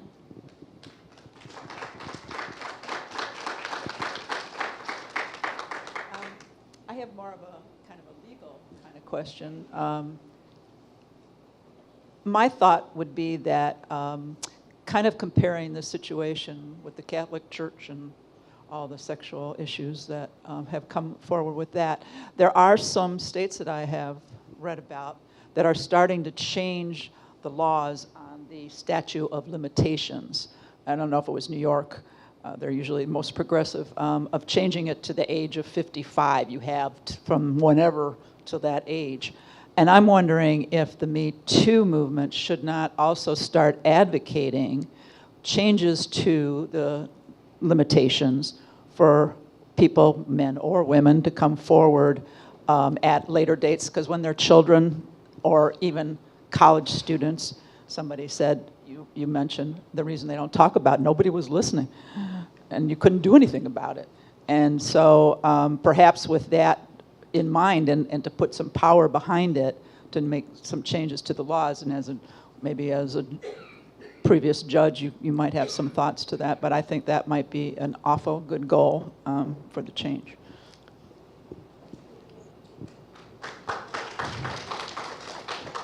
Well, limitations are set up for lots of reasons, one of which is for memories. If it's 55 and this person was abused at 14, there's no way to get corroboration one way or the other. I think Florida, you're talking about New York being the first state that might go there. Florida would probably be the last state to go there. But limitation periods do have some relevance in the criminal justice system. That's kind of what we're talking about. A court of public opinion has no limitations period. What does, George? What'd you say? The court of public opinion. Oh, court of public opinion. If I may, 'cause this is my bailiwick, is criminal defense. Florida has changed the statute of limitations in a number of areas. I will tell you that the sexual battery of someone under the age of 12 is called capital sexual battery. It used to be, it was punishable by the electric chair. They stopped that in 1972. It is now a mandatory life sentence with no parole. And then there was a statute of limitations that had to do with over the age of 12. That was a 4-year statute of limitations, but it didn't start until the child was 16. So basically, it was 20 up until they were 20 years. They've changed that now and allowed it to be instituted at any time. So when it comes to sex crimes, I'm going to have to disagree with my learned judge here. Florida is one of the toughest, in my opinion, states, and more likely to increase the statute of limitations. A child molestation case, if you molest over the clothing of a child under the age of 12 and there's no penetration, first offense requires a mandatory quarter of a century behind bars before you're released, 25 years for over the clothing molestation. So Florida is tough. It is very, very tough on crimes, on sex crimes, particularly crimes involving children. There is still some statute of limitations on sexual battery and sexual assaults if you are an adult on an adult. Then, as the judge indicated, they want some sort of a limitation so that they get it right. You know, if I asked you, everybody in this room, where were you exactly 4 years ago? If I went around the room, could you tell me? No, I'm seeing the head shake. Okay, you see, my point is how can I use as a defense an alibi of something that's 4 years old? So they do have limitations, particularly on adults, but they don't on children because the children don't come forward oftentimes. They just don't. They're told, don't tell mommy, don't tell daddy, or they'll, you know, such and such will happen. So they've extended those statute of limitations in the state of Florida.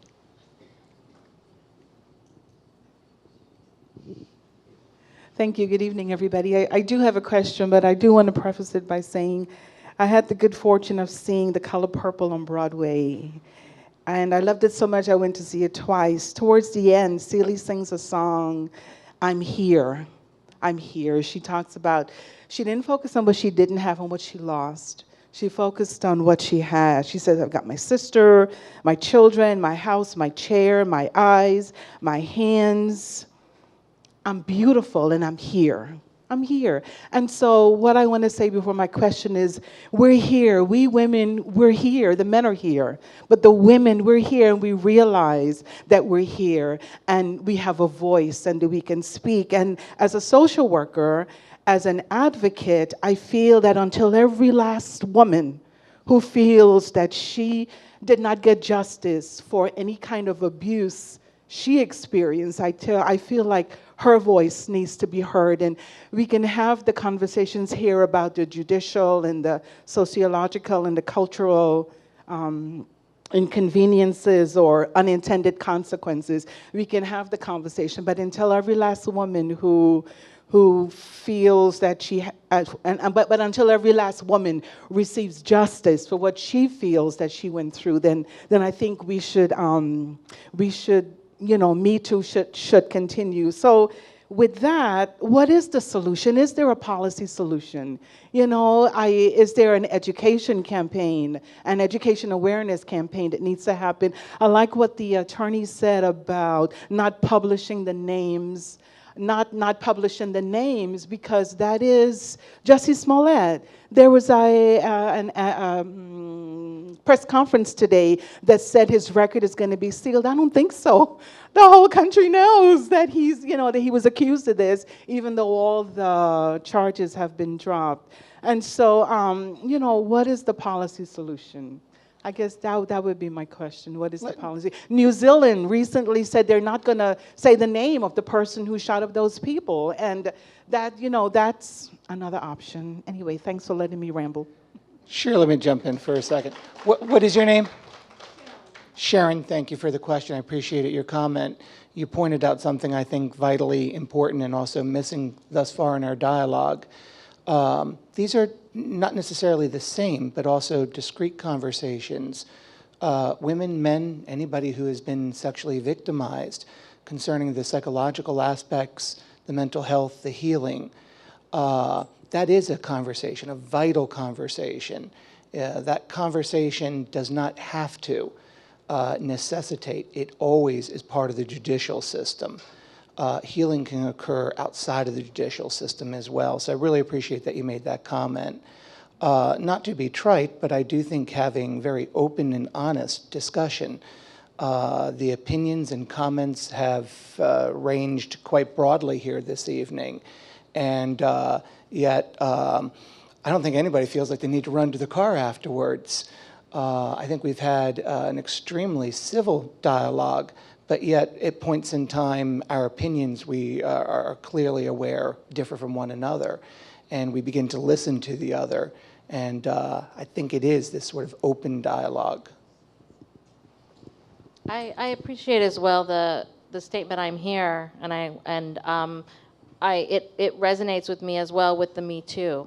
That I'm here with you, me too, right? It doesn't have to be about getting justice, and what justice means and looks like can be very, very different. I think that ultimately we need to create a space. It is so challenging and horrific to experience both sexual harassment and sexual assault. And I think that we all need to acknowledge that people are not making these things up. And for the people to go through the trouble to make this up, to be vilified in the papers, even in the court systems, even among their families who say, no, that couldn't have happened. No, that couldn't have happened. I think we do need to give people the benefit of the doubt, because people don't make this up just so that they can, I mean, I know there are cases, but in general, it is so much not reported, and it is so horrific for so many people to put yourself through that. It boggles my mind that that could happen. If I could, when David came to my office, I told him a story that's true. And I agree with you, it's rare. I'm going to tell you that's rare. But if you're doing 30 years in prison and you shouldn't be there, it doesn't care if it's rare. And there was a situation of a woman that was in Central Park in New York City. And she went to the police and said that she was raped. And she was, her face was battered, her clothes were torn. And she described the man that did it. She was white. She said the man was black. And she described this black man unbelievably effectively, and said that the hoodie that he had on, she grabbed it and she tore, and there was a tear on the top of where she had grabbed him. He had a gold tooth on one of the side, and he had a small tattoo right below the left ear. I mean, she was spot on. And the police looked for this black man, and let me tell you something. If there was a black man with a torn hoodie and he had a gold tooth, that man was going to prison. He was going to go, and he was going to go for the rest of his life, until she came forward and said, I made the whole thing up. No black man touched me. My boyfriend left me, and I wanted to teach him a lesson of what could happen to me in this park when he wasn't around to protect me. So, is it rare? I'll give you that. But not for this, not if they would have caught some black man and put him in prison for something he didn't do. So, yes, it can happen. And if there's a motive, what's that? Well, yeah, you're missing the point. You don't think there's a black man out there that could have been targeted, that didn't have a hoodie on, that was torn? Right. What men? Yeah, How about the Central Park Five? Did you hear this man? I did want to say really quickly, you asked about policies, and I am obviously not a lawyer, thankfully, because I don't want that. But I take offense to that. I didn't mean it that way. I absolutely argue again and again that I feel like comprehensive sexual education is a beginning place. It's a beginning place. It's not the end-all, be-all, but it's something that we desperately need. And yeah. So. Hi. I have a This is question. going to have to be the last question because Okay. we are about out of time, and don't want you to run off when she gets done and the answer is given, because our executive director has a few brief comments. Operative word is brief, to wrap this Okay, I thing have up. a. Thank you. Sorry, I have a question for the panel, specifically for the judge and the attorney. When we talk about sexual assault and rape, let's call it rape. I feel like it's very interchangeable. It's a deep trauma that occurs, right? Let's say it's a woman and a man has raped her. There are no witnesses at all for this crime. So my question is, in our judicial system, how do we prosecute when there are no witnesses? That's a good question, and if I may, there are a lot of things to look for. And like I said, I was a prosecutor, and I liked it when, number one, there was what we call outcry. Did you go and tell somebody? Is right away. I'm sorry, I just want to say that I guess what I'm asking you is not, I appreciate you sharing your experiences of cases that you've tried and all that, but truly what I'm saying is, can we admit that our judicial system as it stands today is not set up in a way to prosecute a crime where there are no witnesses? And I feel as though, particularly with rape, this is being completely skipped over. And Well, it becomes he said, she said, but there's no one there. No, and I agree. say. Most of the times So- there aren't any. There aren't Right, any no, there witnesses to aren't. rape. You're not going to do it in There front of aren't. people in a movie theater. So my question is, because there are no witnesses, in addition to what needs to happen to our criminal justice system, do we not prosecute? Yes, you prosecute. Yes, you Yeah. prosecute, and you continue and you go forward. And if you came into the police department, the first thing I would say as a prosecutor, give her a rape kit. Get the DNA. Yeah, but and I'll what tell you, if and I'll tell you the it's- next thing what I if tell there you to are do. I tell you to call your accuser, and I'm going to tape it. Okay, well, And I'm that's going to see what he's got to say on that, and whether he says, I'm sorry, I should have never held you down, or what it is. That's evidence. DNA is that's a evidence. dangerous request It to might be. ask of a victim of rape to ask her to call her accuser. It might very well be. If it was a date situation, I might ask you to do it. If I don't was think a it gr- matters what situation it is. If a man rapes a woman, that's an act of violence, and she shouldn't be anywhere near him.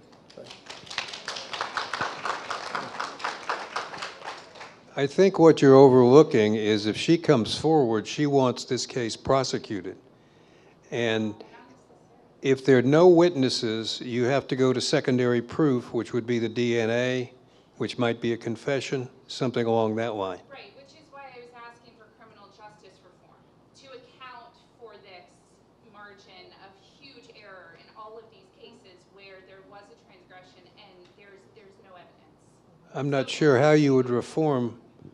Well, we still have the presumption of innocence, so it's the state's burden to prove beyond a reasonable doubt that the defendant committed the crime. I understand that, but the system as it stands today is not set up to properly protect victims of rape, given the fact that there are no witnesses. I agree, and I think Thank that you. this gentleman back there also made the same point, and I don't know if we have time to speak to it, but I do think that hopefully our system, our carceral system, and our justice system can learn from the Me Too movement. I'll be brief. Actually, there have been many cases like that. One that most people might remember was Mike Tyson's case. It was a he said, she said, and they both admitted to having sex. She claimed it was rape. He claimed it wasn't. The real problem with the prosecution of the case, in my opinion, is that Mike Tyson's background and his history was brought to bear, which is what I think turned the jury against him. Her history and background was not allowed into testimony. And I think that's a huge problem for men in cases like that, where a woman's history, regardless of what that history is, almost is never brought into evidence in the court. Historically, that is not the case. The woman's history is brought in again and again and again. And I'm speaking of contemporarily. well, I'm speaking within the last 20 to 30 years. I have 5 brothers. 3 of them at different times have been accused of some sort of inappropriate sexual act. Okay, It we're, was a false accusation. I've been accused of a sexual assault. There were 2 witnesses. I went and got the police. The police refused to arrest her. This is documented in the Atlanta City Court. We were both given citations for causing a public disturbance, and it went to court. okay. We're going to have to bring this to a conclusion. David, would you have some closing remarks, please? Thank you all very much.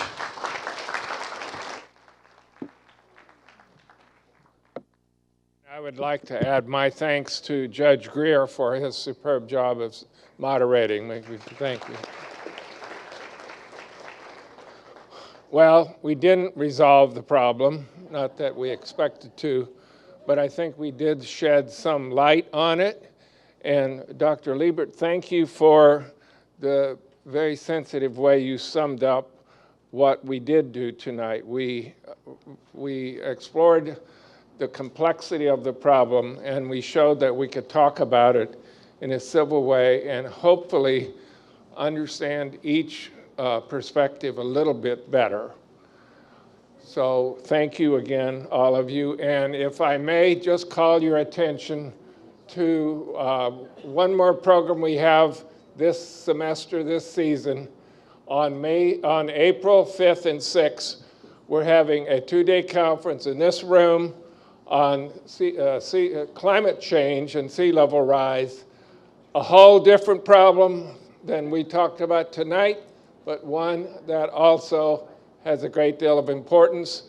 You can register for it at our usual website and find out more about it there. Thank you again for coming out tonight, and a safe trip home.